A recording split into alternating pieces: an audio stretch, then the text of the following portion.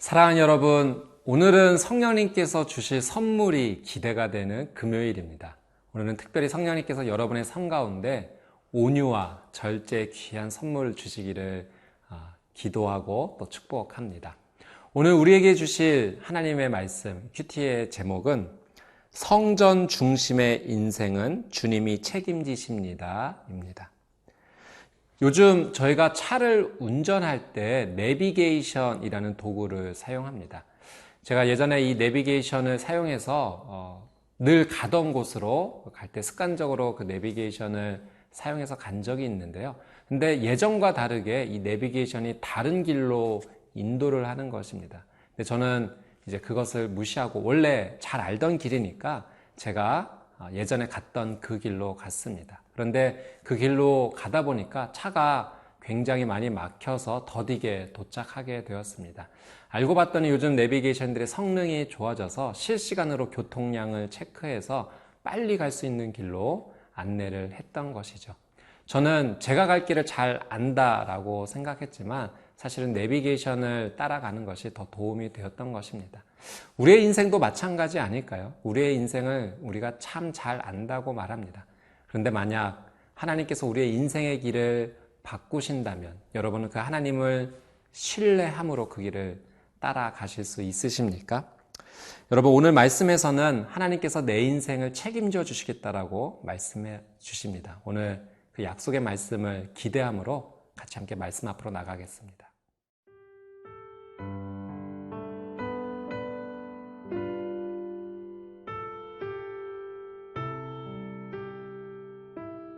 에스겔 48장 1절에서 22절 말씀입니다. 모든 지파의 이름은 이와 같으니라. 북쪽 끝에서부터 헤둘론 길을 거쳐 하맛 어귀를 지나서 다메섹 경계선에 있는 하사레논까지, 곧 북쪽으로 하맛 경계선에 미치는 땅 동쪽에서 서쪽까지는 단의 몫이요. 단 경계선 다음으로 동쪽에서 서쪽까지는 아셀의 몫이요.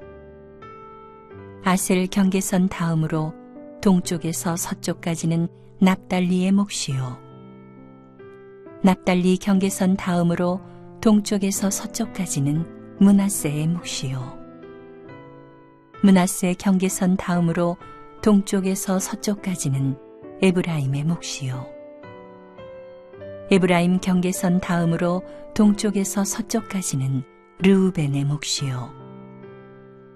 르우벤 경계선 다음으로 동쪽에서 서쪽까지는 유다의 몫이요.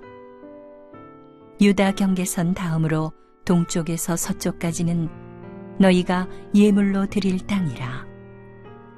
너비는 25,000척이요. 길이는 다른 몫의 동쪽에서 서쪽까지와 같고 성소는 그 중앙에 있을지니, 곧 너희가 여호와께 드려 예물로 삼을 땅의 길이는 25,000척이요 너비는 10,000척이라. 이 드리는 거룩한 땅은 제사장에게 돌릴지니 북쪽으로 길이가 25,000척이요 서쪽으로 너비는 10,000척이요 동쪽으로 너비가 10,000척이요 남쪽으로 길이가 25,000척이라. 그 중앙에 여호와의 성소가 있게 하고 이 땅을 사독의 자손 중에서 거룩하게 구별한 제사장에게 돌릴지어다. 그들은 직분을 지키고 이스라엘 족속이 그릇될 때에 레위 사람이 그릇된 것처럼 그릇되지 아니하였느니라. 땅의 예물 중에서 그들이 예물을 받을지니 레위인의 접경지에 관한 가장 거룩한 예물이니라.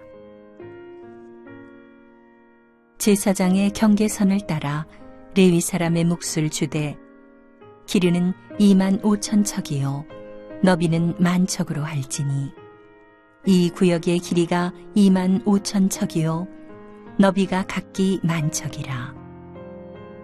그들이 그 땅을 팔지도 못하며 바꾸지도 못하며 그 땅의 처음 익은 열매를 남에게 주지도 못하리니 이는 여호와께 거룩히 구별한 것임이라.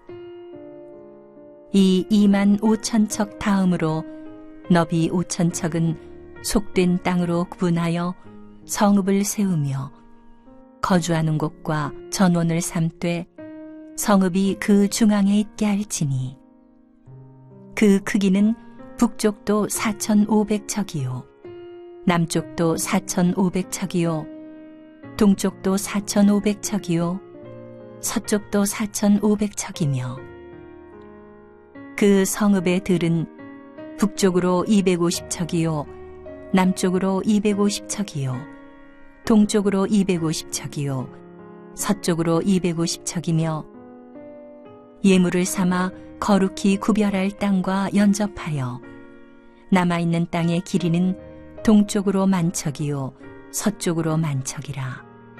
곧 예물을 삼아 거룩하게 구별할 땅과 연접하였으며 그 땅의 소산을 성읍에서 일하는 자의 양식을 삼을지라.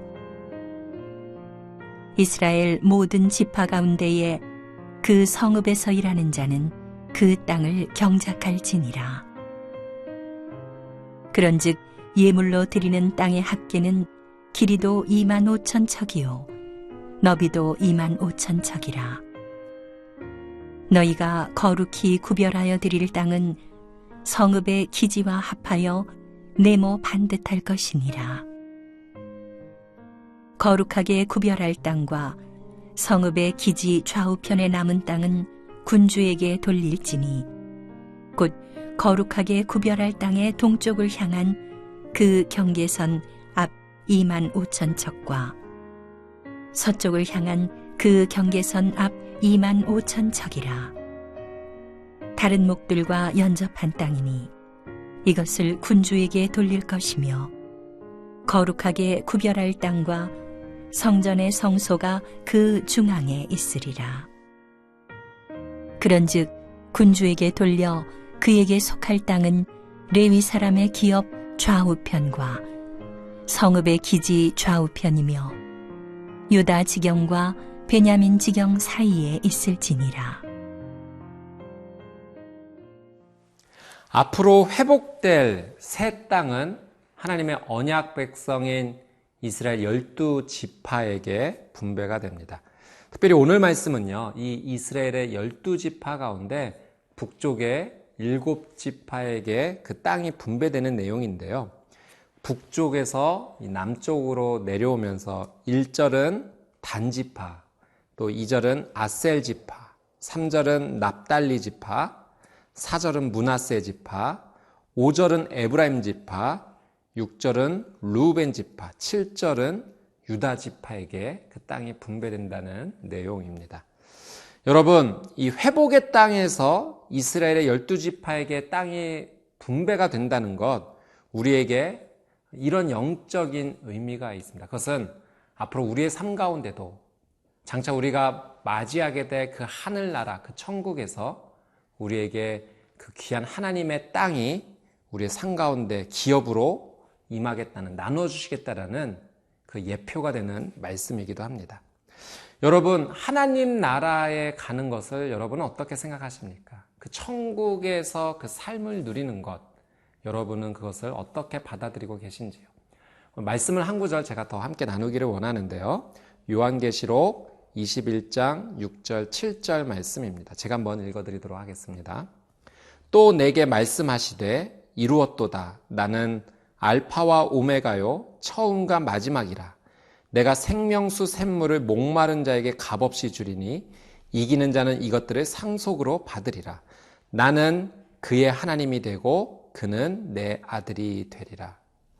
알파와 오메가 되시는 예수님께서 그 생명수를 나누어 주시면서 하시는 말씀이 바로 이것이죠. 나는 그의 하나님이 되고 그는 나의 아들이 되리라. 여러분, 저는 이 말씀을 통해서 이 에스겔과 요한계시록의 말씀이 함께 다가오면서 아버지가 사랑스러운 자녀에게 그 땅을 나누어주는, 그 기업을 아름답게 물려주는 그 장면이 이미지로 다가옵니다. 하늘나라가 우리에게 왜 의미가 되는 것인가? 여러분, 그것은 다름 아니라 바로 내가 하나님의 자녀가 되는 것을 확증하는 것이기 때문에 그렇습니다. 여러분, 같은 땅을 분배받아도 아들의 신분으로 땅을 물려받는 것과 노예의 신분으로 땅을 받는 것은 천지 차이가 있는 거 아니겠습니까? 저는 오늘 이 말씀 통해서 여러분이 다시 한번 하늘나라를 소망하시고 꿈꾸시는 귀한 믿음의 삶이 되시기를 바랍니다. 앞으로 주어질 장차 우리가 경험하게 될 그 천국도 우리는 소망하지만 또 현재 우리의 삶이 그 영원한 삶의 저는 시작이라고 믿습니다. 이 땅에서 하나님의 아름다운 자녀로서, 아들과 딸로서 하나님께서 허락해 주신 삶의 이 기억 가운데 아버지 되신 우리 하나님을 온전히 믿고 나아간다면 그 귀한 하늘나라의 소망을 이 땅에서 시작하는 것이 될 것입니다. 또 오늘 말씀에서 땅이 분배되는 것 가운데 한 가지 중요한 특징은 하나님께서 이 모든 지파에게 아주 공평하게 이 땅을 분배하신다는 거예요. 그 땅의 지형적인 차이가 고려되지 않고 하나님의 방식대로 또 하나님의 질서대로 땅이 분배가 되고 있습니다. 하나님께서 다스리는 그 통치 가운데 우리가 들어간다는 것은 어떤 의미냐면 하나님의 방법, 하나님의 질서, 하나님의 방식을 내가 받아들이겠다라고 하는 사실이죠. 오늘 우리의 삶 가운데 내가 늘 사용하던 삶의 방식과 질서가 있을 수 있습니다.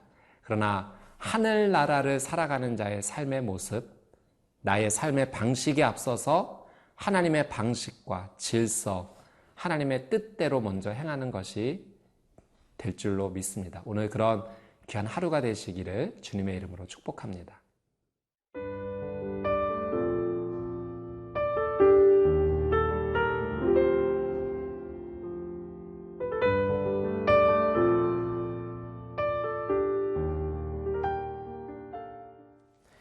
예, 8절과 22절 내용에는요, 그 분배되는 중앙의 거룩한 땅에 대해서 언급이 되고 있습니다. 회복되는 새 땅의 중앙에 하나님께서 거룩한 땅을 구별하셨어요. 그 거룩한 땅에는 무엇이 중심이 되었는가? 성소가 중심이 되었습니다. 또 그 성소는 제사장 땅의 중앙에 위치했고, 북쪽으로는 레위 사람의 땅이, 또 남쪽으로는 성읍이 있는 땅으로 배치가 되었습니다. 8절과 12절 내용을 먼저 좀 살펴보면 제사장의 땅에 관한 내용이 나오고 있습니다. 이 제사장의 땅이 사독의 자손들에게 주어졌는데요. 우리 11절 내용을 같이 보도록 하겠습니다. 이 땅을 사독의 자손 중에서 거룩하게 구별한 제사장에게 돌릴지어다. 그들은 직분을 지키고 이스라엘 족속이 그릇될 때 레위 사람이 그릇된 것처럼 그릇되지 아니하였느니라. 하나님께서 이 사독의 자손들을 언급하면서 칭찬하신 것이 있는데 그들의 삶이 그릇되지 않았다라고 말씀하세요. 여러분, 그릇되지 않았다는 것은 길을 잃어버리지 않았다는 거예요. 타락하지 않았다는 겁니다. 저는 오늘 이 말씀 앞에 나오는 여러분의 삶이 하나님 앞에서 그릇되지 않기를 축복합니다. 신앙과 믿음의 정도를 걸으시는 복된 삶이 되시기를 축복합니다. 또 13절과 14절 내용은요, 레위 사람들에게 주신 땅의 내용이 있습니다. 레위 사람들은 어떤 일을 했는가? 이 제사장을 도와서 성소에서 하나님을 섬겨야 되는 그런 사명을 받은 자들이죠. 그래서 하나님의 성소 근처에서 땅을 분배받은 것입니다. 여러분, 우리의 삶의 초점, 바라보는 것, 나가야 될 점, 정말 하나님을 사랑하고 섬기는 곳에 그 삶의 초점이 모아져 있는지 한번 이 말씀 통해서 한번 살펴보게 되기를 원합니다. 극단적으로 표현한 내용일 수도 있겠지만 여러분, 매일 예배를 드리고 하나님 앞에 나간다 해도 하나님을 사랑하고 섬기지 않는 삶이 될 수 있어요. 반대로 일주일에 한 번 가까스로 예배드리지만 그 삶이 정말 하나님을 사랑하고 섬기는 곳에 삶의 초점이 모아질 수 있습니다. 제가 이렇게 극단적으로라도 표현한 것은 그 이유가 무엇이냐면 예배드리는 그 시간만 하나님께만 우리가 삶이 연결되는 것이 아니라 삶 전체가 하나님께 연결되어 있기 때문에 그렇습니다. 예배드리는 그 시간뿐만 아니라 하루의 24시간 전체가 하나님께 관심이 모아지고 초점이 모아질 때 비로소 하나님께서 원하시는 그 거룩한 삶을 우리가 살아가게 됩니다. 저는 여러분의 삶의 그 초점이 매 순간 시간마다 하나님께 모아지게 되시기를 주님의 이름으로 축복합니다. 21절, 22절 말씀은 왕의 땅에 관한 내용인데요. 이 왕의 땅은 중앙의 거룩한 땅 좌우편으로 분배가 되었습니다. 여러분, 왕에게 땅이 주어졌다라고 하는 사실은 이런 의미가 좀 담겨져 있어요.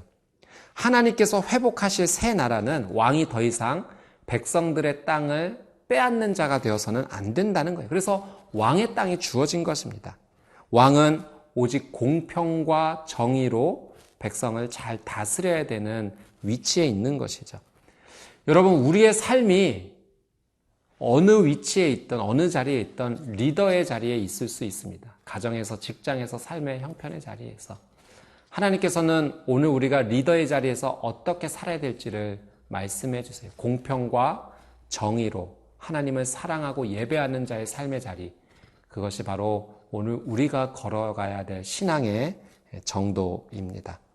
하나님의 방법을 선택하는 여러분이 되십시오. 그래서 이스라엘의 왕들에게 하나님께서 이렇게 권면하셨어요. 말씀을 가까이 하라.